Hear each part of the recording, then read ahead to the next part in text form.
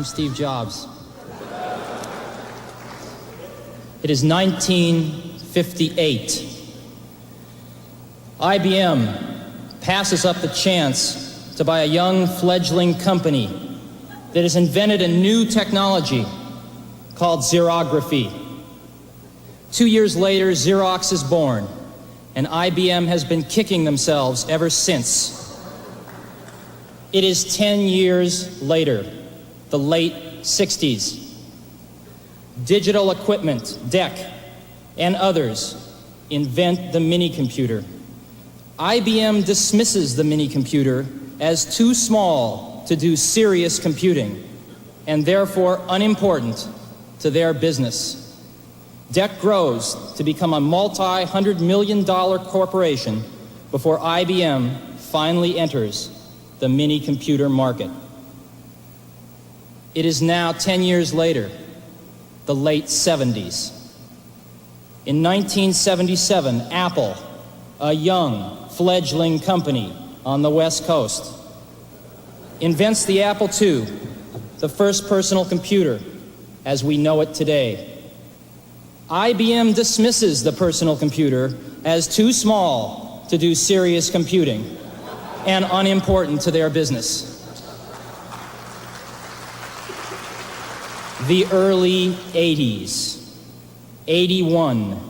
Apple II has become the world's most popular computer, and Apple has grown to a $300 million company, becoming the fastest growing corporation in American business history.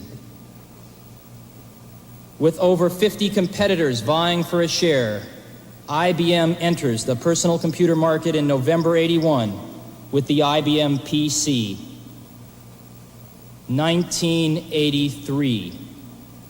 Apple and IBM emerge as the industry's strongest competitors, each selling approximately $1 billion worth of personal computers in 1983.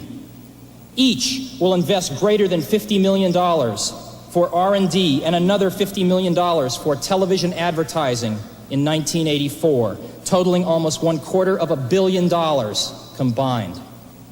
The shakeout is in full swing. The first major firm goes bankrupt, with others teetering on the brink. Total industry losses for 83 outshadow even the combined profits of Apple and IBM for personal computers. It is now 1984. It appears IBM wants it all. Apple is perceived to be the only hope to offer IBM a run for its money. Dealers, initially welcoming IBM with open arms, now fear an IBM-dominated and controlled future. They are increasingly and desperately turning back to Apple as the only force that can ensure their future freedom.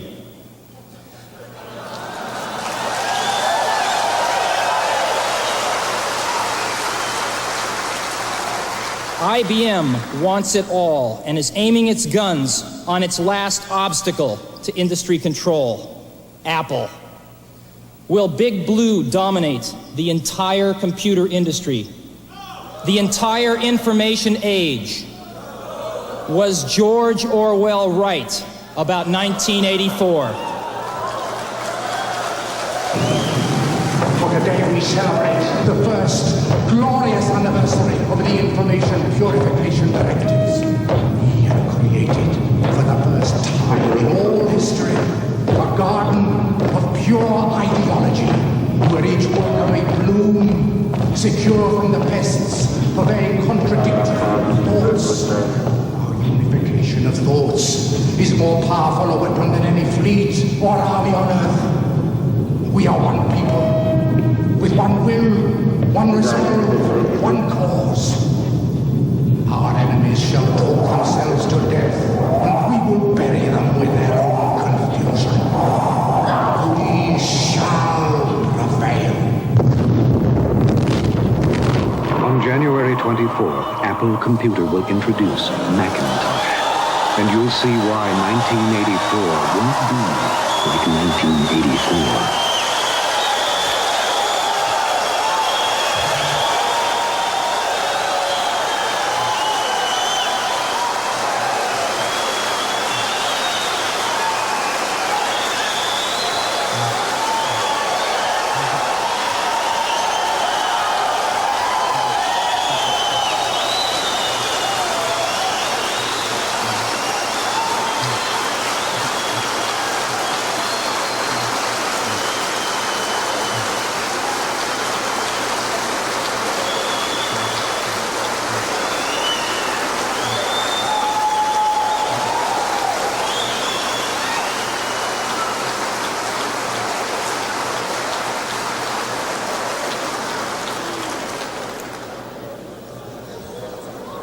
That ad is going to run 1 week before Macintosh is introduced.